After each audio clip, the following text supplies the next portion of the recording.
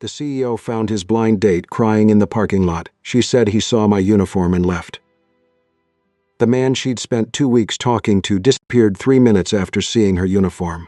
Lily Brooks sat alone at a table set for two, staring at a basket of complimentary bread she hadn't touched.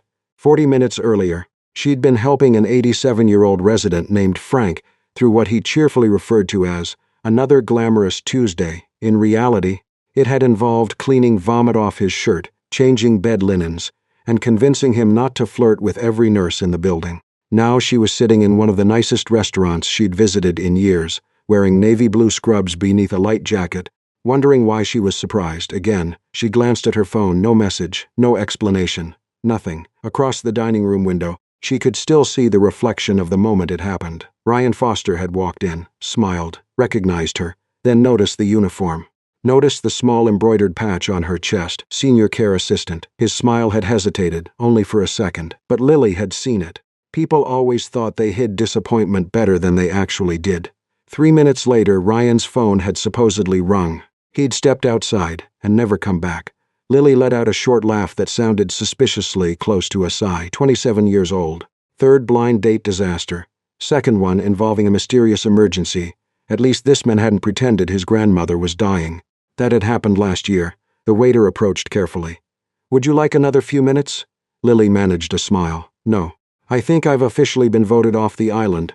The waiter winced sympathetically. That somehow made it worse. 5 minutes later, she paid for her soda and left. Outside, the autumn air was cool enough to sting. The restaurant parking lot was half full.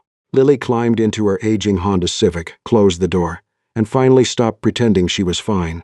A few tears escaped before she could stop them. Not because Ryan mattered. He didn't. She barely knew him. It was because she was tired. Tired of working 12-hour shifts. Tired of watching families visit their parents twice a year and call it devotion. Tired of stretching every paycheck. Tired of feeling invisible. Most of all, she was tired of moments like this. Moments that quietly reminded her how people measured worth. A woman in a business suit arrived early. A woman in medical scrubs arrived responsible. A woman in caregiver scrubs apparently arrived embarrassing. Lily wiped her eyes angrily. "Forget him." The words sounded less convincing out loud.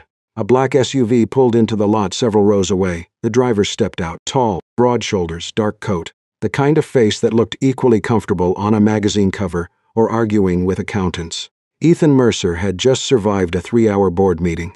The meeting had included discussions about declining margins, investor expectations, and one executive who somehow used 50 slides to explain something that could have been summarized in 2 sentences. His head hurt. His patience was gone. His dinner reservation had been the only thing keeping him functional. He was halfway across the parking lot when he heard some crying. He paused, kept walking, then stopped again. The sound wasn't dramatic. It was worse. It sounded exhausted. Ethan looked toward the old Honda. For several seconds, he debated minding his own business. Then he sighed and changed direction. When he knocked lightly on the driver's side window, Lily nearly jumped. She lowered it halfway. Her eyes were red, embarrassing, perfect. Exactly how she wanted a stranger to see her. "Can I help you?" she asked. Ethan immediately realized there was no good answer to that question. "I honestly don't know." That surprised a laugh out of her. A small one, but real. "That's not encouraging, fair." He shoved his hands into his coat pockets. "I heard someone crying, and I wanted to make sure you weren't stranded." "I'm not stranded. Good. Just humiliated." Ethan nodded. "Less good." Lily studied him suspiciously. "If you're about to tell me everything happens for a reason, I'll run you over." Without missing a beat, Ethan said, "Fair." "I was actually going to offer fries." She blinked. "What fries?" "That's your emotional support strategy. I've seen worse." Another laugh escaped before she could stop it. The annoying thing was that he wasn't trying too hard. Most men rushed to fix things. This stranger simply stood there, willing to let her be upset. For some reason, that felt different. "So," Ethan asked gently, "what happened?" Lily hesitated, then shrugged. "My date saw my uniform and left." Ethan frowned, actually frowned. Not performatively, not politely, genuinely. "He left because of your job?" Apparently caring for old people isn't as sexy as corporate law. The corner of Ethan's mouth twitched. "His loss, you don't even know me." "No," he glanced at her scrubs. "But anyone willing to spend 12 hours taking care of strangers probably deserves better than a guy who runs away before appetizers." For a moment, neither spoke. The parking lot lights glowed above them. Cars came and went. The city moved around them. Lily realized she didn't want this conversation to end, which was strange. She knew absolutely nothing about him, not even his last name. "What do you do?" she asked. Smiled faintly. "I manage people." She narrowed her eyes. That's what serial killers say before documentary. The laugh that escaped him was genuine, unexpected, comfortable. For the first time all day, neither of them felt like they were performing a role. Just two tired people standing in a parking lot. Finally, Ethan glanced toward the restaurant, then back at her. "Would you like to have dinner anyway?" Lily stared at him. As Charity, the question came sharper than she intended, a reflex, a defense. Ethan's expression didn't change. "No," his voice was calm, steady, as a woman who got stood up by an idiot. Silence. Then Lily looked away. A reluctant smile tugged at her lips. For the first time that evening, she felt seen instead of judged. "You're really committed to the fries thing, aren't you?" "Extremely." She shook her head. "Okay." Ethan opened the car door for her. Together they walked back toward the restaurant. As they entered, a few curious eyes drifted toward Lily's uniform. She noticed. Of course she noticed. People always noticed. But Ethan didn't hesitate. Didn't seem embarrassed. Didn't lower his voice. Didn't create distance. He simply reached for her chair and pulled it out. As though there were absolutely nothing unusual about a woman in caregiver scrubs, sitting in one of the nicest restaurants in town. And for the first time all night, Lily sat down without wishing she were wearing something else.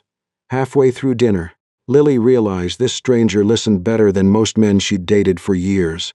Not the performative kind of listening, where a man nodded while clearly waiting for his turn to talk about cryptocurrency, marathon training, or the one semester he spent in Italy and never emotionally left. Ethan listened as if every sentence had weight.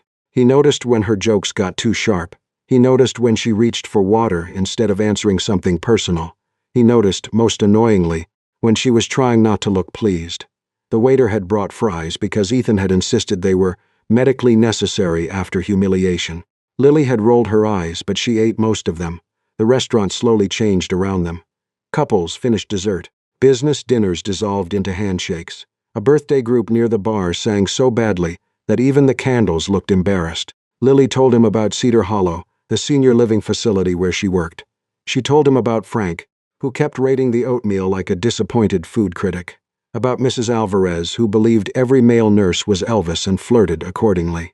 About Dante, who had hidden an entire contraband cheesecake in his sock drawer and looked genuinely offended when aunts discovered it before he did. Ethan laughed, not politely, not the controlled laugh of a man used to expensive rooms, a real laugh that softened his face and made him look younger than he had in the parking lot.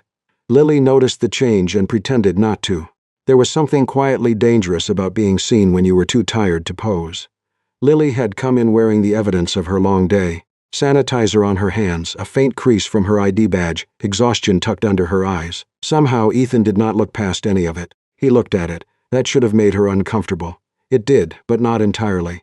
When he asked about her work, he didn't call it noble in that distant tone people used when they wanted to admire suffering without touching it. He asked what made the job hard. He asked what made her stay. Lily almost gave him her usual answer: bills, health insurance, momentum. Instead, she found herself telling him about a woman named June, who no longer remembered her daughters but remembered every hymn from childhood. Lily sometimes sang with her while folding laundry, badly enough that June once patted her hand and whispered, "Sweetheart, God forgives effort." Ethan smiled at that, then he grew quiet. Lily noticed shadows behind his eyes too. Expensive coat, polished shoes, watch discreet enough to be more expensive than loud ones. He was not ordinary, she knew that much. But she had met enough polished men to recognize loneliness when it forgot to hide. When she asked what he did, he gave the same vague answer as before. "I manage people." Lily tilted her head. That's what serial killers say before documentaries. His laugh came easier this time. The evening should have ended there, cleanly, with one strange story she could tell later. The night a handsome stranger saved dinner with fries. Instead, dessert arrived, then coffee, then the kind of silence that did not beg to be filled. Lily caught herself wondering what his hand would feel like near hers and immediately punished herself by drinking coffee too fast. By the time they stepped outside, the parking lot had emptied into long silver stripes of light. The air had cooled. Lily's body remembered all at once that she had been awake since 5. Ethan walked her to her car without making a performance of it. She was reaching for her keys when her phone rang. The name on the screen erased the softness from her face. "Mom's neighbor," Carla. Lily answered. At first she only listened, then her shoulders went rigid, Her mother had left the apartment again. No coat, no phone. Carla had checked the laundry room, the courtyard, the small grocery store on the corner. Nothing. Lily's hand shook as she unlocked her car. Ethan saw it. The evening changed without ceremony. There was no sweeping music, no romantic declaration, no cinematic rain. Just Lily trying to breathe while calculating streets, medications, police numbers, and how long a woman with early Alzheimer's could wander before cold became dangerous. Ethan did not ask unnecessary questions. He asked for the address. He offered to drive because his car had better navigation, and because Lily looked like she might steer through a stop sign. Out of panic, she hesitated for half a second, then got in. The next hour had nothing to do with romance. It was street lights, wrong turns, gas stations, phone calls, and Lily pressing her knuckles to her mouth whenever fear got too close to becoming sound. Ethan drove steadily. He did not tell her to calm down. That alone made him almost suspiciously competent. They checked a pharmacy her mother sometimes visited, a closed bakery where she used to buy lemon cookies, a bus stop 3 blocks from the apartment. Lily moved fast, calling her mother's name into the night with a practiced terror that told Ethan this was not the first time. He watched her speak to strangers with exhausted politeness, watched her thank people who barely helped, watched her swallow frustration because panic had no room for pride. Finally, near a small church with a flickering sign, they found her. Marianne Brooks sat on a bench beneath a maple tree, wearing house slippers and Lily's old college sweatshirt. She was holding a paper bulletin from the church door and crying quietly because she could not remember why she had come outside. Lily ran to her, not dramatically, carefully, as if sudden movements might break the moment. She knelt in front of her mother, took both cold hands, and spoke with a gentleness that made Ethan look away for a second. It felt too intimate to witness, not romantic. Human. Marianne recognized Lily after a pause, then forgot she had been missing, then apologized for worrying everyone. Lily smiled like her heart wasn't cracking in public and wrapped her jacket around her mother's shoulders. Ethan stood nearby, useless for once, holding Lily's keys and the weight of what he had just learned. This was her life, not a sad backstory, not a detail, a daily architecture of love, fear, bills, duty, and jokes sharp enough to survive it. They drove Marianne home.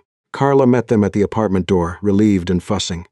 Lily settled her mother inside, checked the locks, found warmer socks, placed a glass of water by the bed, and smoothed her mother's hair until Marianne drifted into confused sleep. When Lily came back into the hallway, she looked older than 27, and very, very tired. Ethan was about to say something inadequate when the apartment across the hall opened. A young man stepped out holding his phone, the volume loud enough to fill the hallway. A business news anchor's voice cut through the quiet. HealthTech CEO Ethan Mercer faced pressure today after investors questioned Mercer Medical's long-term eldercare strategy. Lily froze.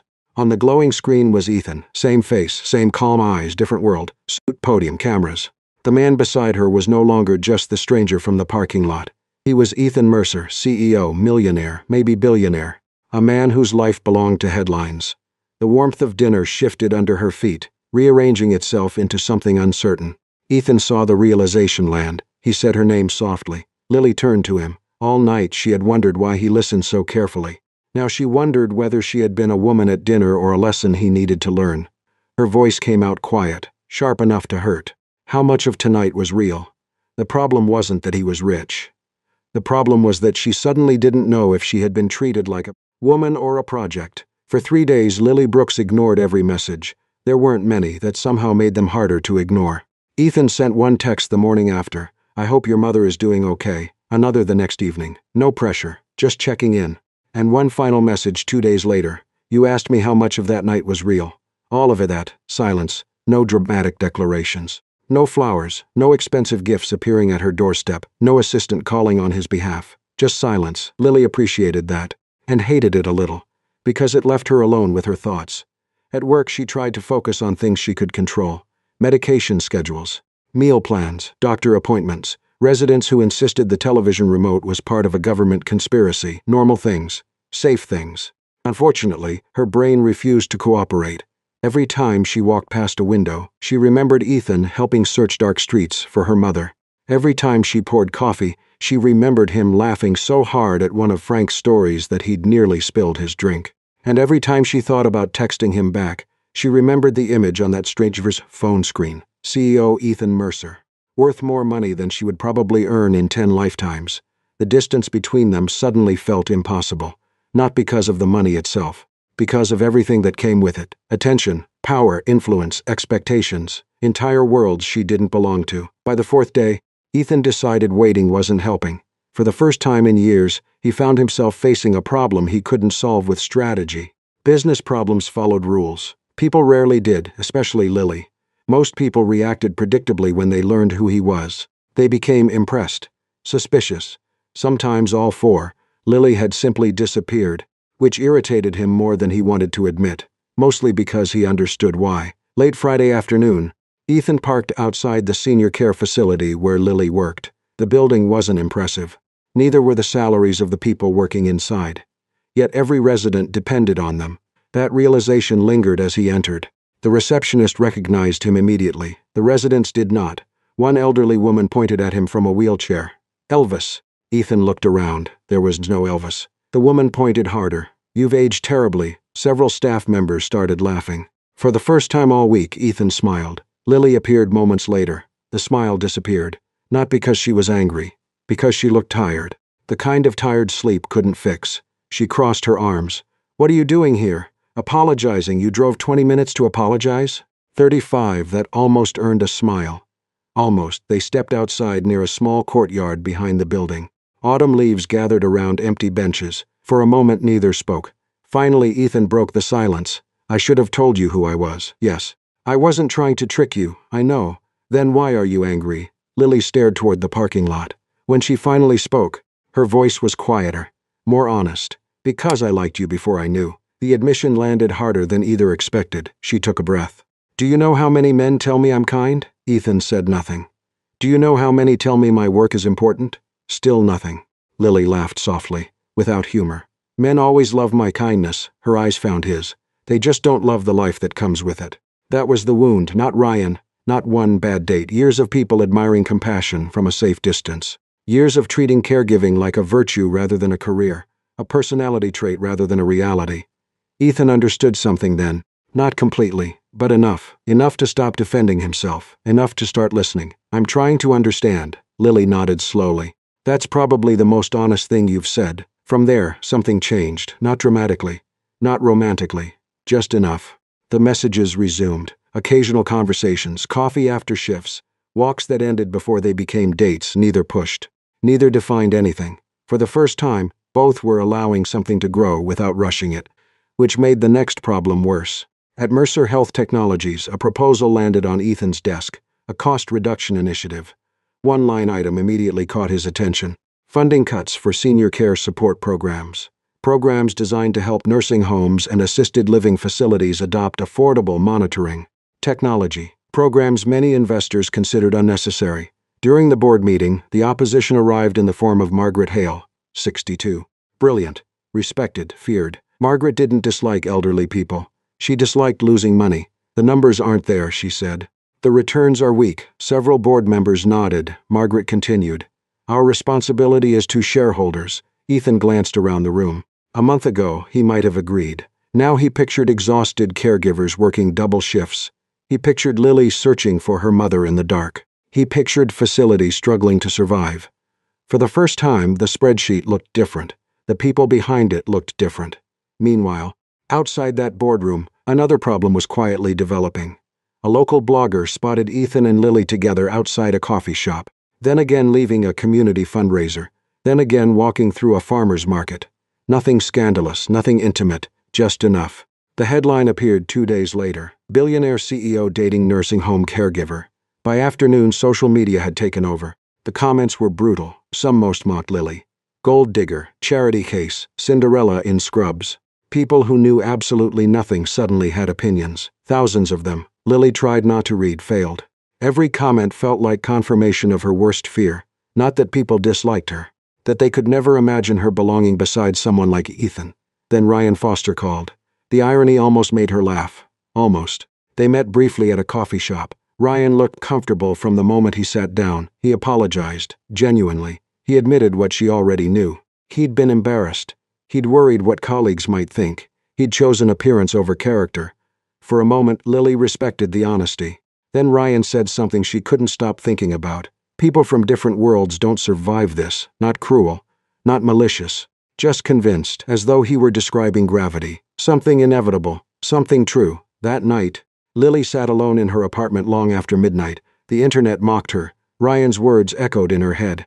And somewhere beneath everything else lived a harder question. Could she really spend years proving herself? Proving she belonged? Proving she wasn't after money? Proving she was enough? The next evening she met Ethan in a quiet park. The sun had nearly disappeared. The city lights glowed beyond the trees. He knew something was wrong the moment he saw her face. Neither sat down, neither pretended. Lily folded her arms, not defensively, to keep herself steady. Ethan, he waited. Her eyes glistened. Not with tears, with heartbreak. The adult kind. The kind that arrives with clarity. I don't want to spend my life proving I belong beside someone. The words settled between them. Heavy, final. And for the first time since meeting her in that parking lot, Ethan realized there were some battles he couldn't fight for her. Because this one belonged to Lily. And she was walking away, before either of them had the chance to become something real. For the first time in his life, Ethan Mercer couldn't solve the problem with a signature. He couldn't negotiate it, couldn't outwork it, couldn't build a strategy around it, and he certainly couldn't buy his way through it. Lily had walked away because she needed peace more than possibility. For once, Ethan respected that. So he let her go, not because he stopped caring. Because caring and possessing were not the same thing. That lesson cost him more than any business deal ever had. The weeks that followed were strangely quiet. No calls, no surprise visits, no carefully engineered coincidences. Lily returned to her routines, work, her mother, bills, life. She missed him more than she expected, which irritated her. Missing someone was inconvenient when you were trying to convince yourself that leaving had been the right choice. Meanwhile, Ethan buried himself in work, not as an escape, as a decision. The board vote was approaching, and the elder care initiative was hanging by a thread. The proposal would expand affordable monitoring systems, caregiver support resources, and emergency tracking technology for assisted living facilities across several states. Investors hated it. The profit margins weren't attractive enough.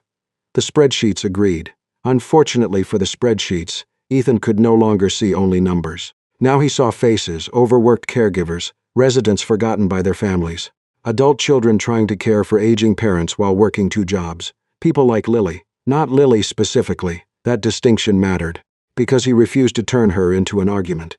She wasn't evidence, she wasn't a symbol. She was a person. The board meeting arrived on a gray Thursday morning. The atmosphere felt less like a meeting and more like a trial. Executives filled the conference room. Financial projections glowed across giant screens.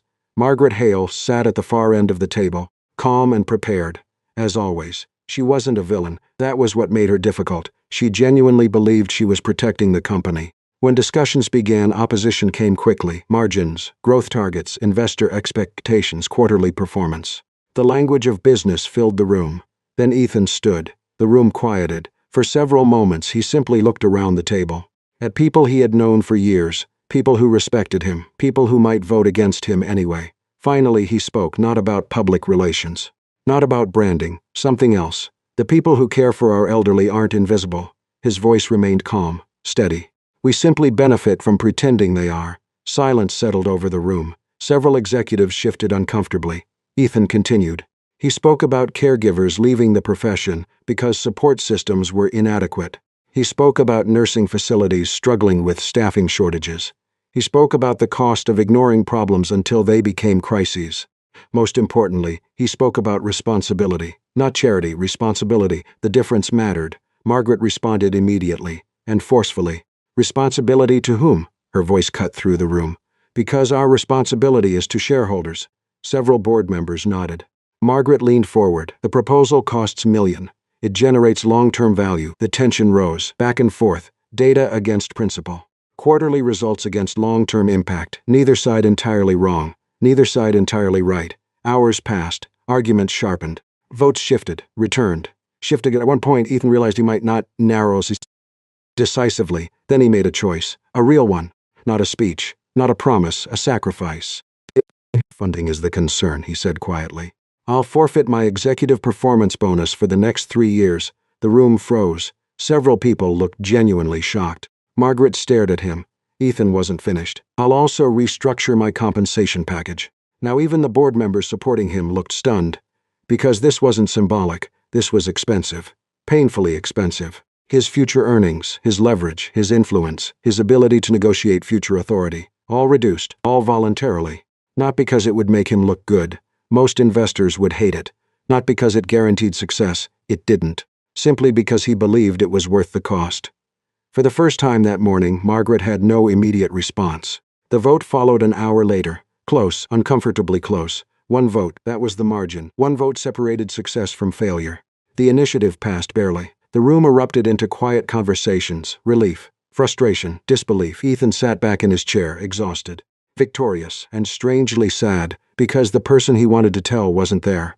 Months passed. Winter softened into spring. The headlines moved on. The internet found new people to judge. Life continued. At Cedar Hollow, changes began appearing. New technology, improved support programs, resources that made difficult jobs slightly less impossible. Just help. The useful kind. Lily noticed everyone did. She never asked why, partly because she already knew. One afternoon, the facility director invited her to attend a regional launch event celebrating the program's expansion. Lily almost declined. Public events weren't her thing, but eventually she agreed. The ceremony took place in a newly renovated community center. Caregivers, administrators, local leaders, and healthcare workers filled the room. Speeches, coffee, name tags, exactly the kind of event Lily usually avoided. She was balancing a paper cup of coffee when she heard a familiar laugh somewhere behind her. Her stomach reacted before her brain did. Slowly, she turned. Ethan stood near the back of the room, older somehow, not physically, just quieter, more settled. For a moment neither moved. Months of distance hung between them. Then Ethan crossed the room. No audience, no performance, no dramatic reunion. Just one person walking toward another. When he stopped in front of her, both smiled, small smiles, real ones. "I didn't know you'd be here," Lily said. "I wasn't sure you wanted to know." That earned a laugh. The familiar kind, the dangerous kind, the kind she'd missed. For a moment neither rushed to fill the silence. Then Ethan spoke, carefully, as though handling something fragile. "Can I ask you to dinner again?" Lily looked at him, really looked at him. Not the CEO, not the headlines, not the man from the parking lot, just Ethan. The man who had listened. The man who had stayed. A smile slowly appeared.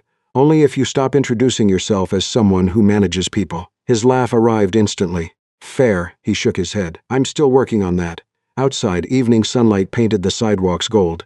When the event ended, they left the building together. Not holding hands, not yet. Neither seemed in a hurry. Their shoulders brushed once as they walked. Then again, natural, unforced. Two people moving in the same direction. For now, that was enough. Because the right man isn't the one who sees your value when you're dressed your best. He's the one who still pulls out a chair for you when the entire world is staring at your uniform. And sometimes, the kind of love that lasts doesn't begin when someone rescues you. It begins when they simply refuse to look away. Sometimes, the most important moment in a love story isn't the first kiss. It's the moment someone decides not to look away. What if the people who walk away aren't proof that you're not enough? Ryan saw a uniform and left. Ethan saw the same uniform and pulled out a chair. What if they're simply making room for the person who can truly see you? And that small difference changed everything. Because Lily never needed someone to rescue her. She was already carrying responsibilities most people couldn't imagine. What she needed was someone who respected the life she had built even when it wasn't glamorous. Maybe that's the lesson hidden inside this story. The right person won't ask you to become someone else before they value you. They'll see who you already are, and they'll stay. Never confuse being admired with being respected. One is easy, the other is rare. If this story touched your heart, consider subscribing to Soul Stirring Stories. Until next time, take care of yourself and the people who quietly take care of everyone else.